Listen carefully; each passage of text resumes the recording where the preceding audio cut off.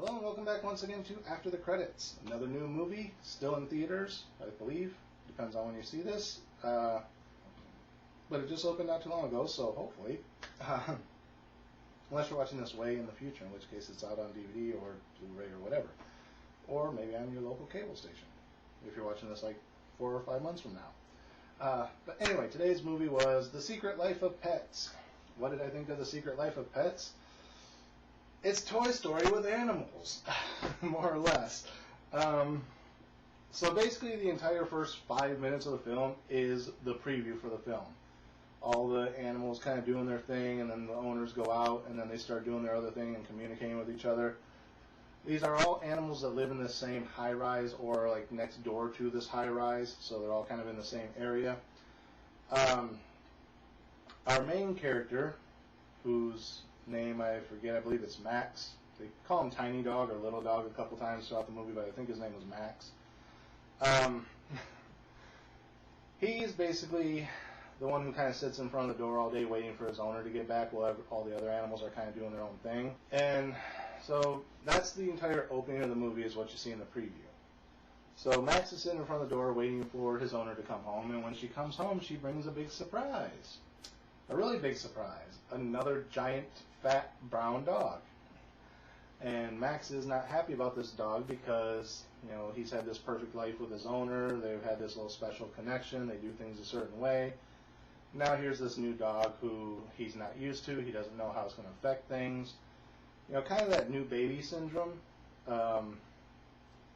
Where if you're a younger child and your parents have another child, you kind of feel like the attention's being taken away from you, and you're, you know, that whole kind of thing. Especially like middle child syndrome, where you have an older brother or sister, then a younger one, you're kind of stuck in the middle.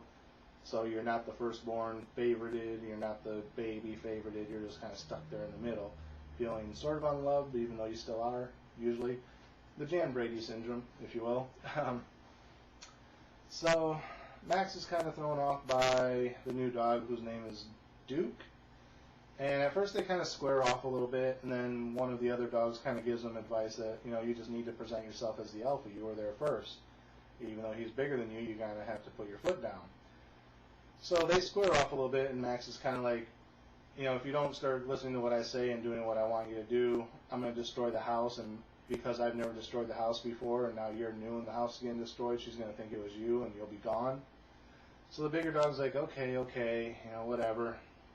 So they end up going to the park via a dog walker who takes basically every animal in this high-rise to the park all at the same time.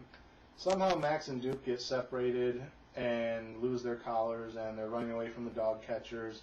They end up in the sewer where they meet all these animals that were thrown away by their owners, not really loved, you know, like gators in the sewer, pet rabbits, all kinds of stray cats, snakes, you know, other animals. They call themselves the flushed-aways or something like that, so it's like anything that would get flushed down the toilet, except, like I said, one's a rabbit and a lot of them are cats, among other animals, so how they got flushed, I don't know.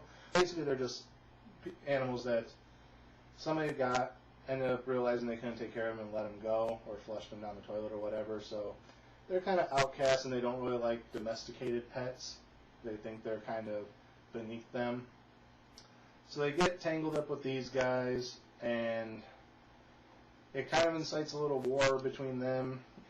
So they're trying to run away from them, they're trying to find, and as they're trying to run away, they end up in Brooklyn as opposed to New York City, and they're trying to figure out how to get back to New York. And the other animals from the high-rise realize they've gone missing by this point and start trying to go to rescue them, run into the animals from the sewers. There's like a battle between them to try and find out where these other two dogs went. There's a little bit of an emotional turn for the dogs at one point where they start to kind of understand each other, but then there's like another emotional thing that happens, and then they're kind of like against each other again, but then they realize that they need to be there for each other. So they get back together. I'm not going to go into all the detail of what it was because it was kind of a little emotional bit of the movie. I kind of saw it coming, but it was still kind of emotional when it did happen. Not saying I cried or anything, just kind of like, oh, you know, that's kind of sad. But I saw it coming as soon as they started talking about the backstory. Not going to go into too much more detail of it other than that. So, as usual with kids' movies, eventually they make it back home, everything's fine, everyone's loved, the dogs get along, the owner's happy, the end. Like I said, it's more or less the first Toy Story, just with animals now instead of toys. You had Woody, who was the main guy amongst all the other toys, then Buzz came in and kind of stole his thunder. Woody had like a little middle child syndrome of his own, didn't like Buzz, wanted to get rid of him.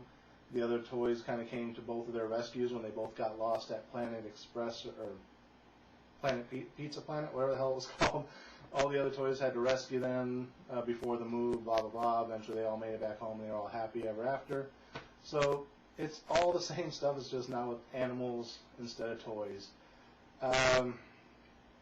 Did they do it any better or worse? Not really. Personally, I kind of like Toy Story better between the two. But it could just be because I saw it first. If this had come out first and then Toy Story was coming out now, I'd probably be saying, oh, Toy Story is just a copy of Secret Life of Pets. Yeah, not really much else to say about it than that. Do I recommend it? If you like Toy Story or you like kids' movies like Toy Story, check it out. You might enjoy it, but like I said, it is a lot of the same tropes as Toy Story. If you've seen Toy Story, you've seen this movie already. What would I get as far as a star rating? I'm just going to go straight down the middle of the road with a 3. Like I said, it's nothing really special over anything else. It was enjoyable despite all the similarities to Toy Story. I just wish it would have done more of its own thing. So yeah, just middle of the road. It's a 3. Not much else to say about it than that. So that is it for this episode. Again, as always, thank you guys for watching. Remember to like, comment, rate, subscribe, share the video. Links are in the description right below me here, and up there in the corner, lower right-hand corner of the channel banner. So yeah, that is it for this episode. Again, as always, thank you guys for watching, and until next time, we'll see you after the credits.